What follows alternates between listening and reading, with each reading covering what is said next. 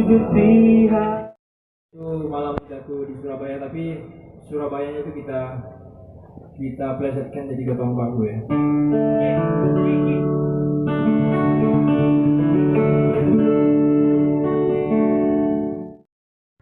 Del, gimana sih Del perasaan ketika datang di kampung Ramadan ini? Pertama yang saya rasakan keakraban juga ke teman-teman, kemudian keramaian, itu juga ya tempat spot fotonya juga bagus, kemudian ada lapak baca juga. Apa lagi ya? Senang nggak datang di sini? Iya, sangat senang karena selain untuk melihat keramaian di sini, kita juga mengadakan ajang silaturahmi sama teman-teman, apalagi terutama kepada teman-teman pembaca. Ini banyak sekali kameranya juga ada untuk dibaca. Datang di sini dengan siapa? Bersama pasangan.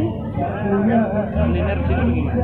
Kalau terkait kuliner yang ada sini kan juga selain ada baca tempat foto, juga di sini kan ada kuliner yang disiapkan untuk menunggu sahur tiba. Itu gimana tanggapannya? Menurut saya itu bagus karena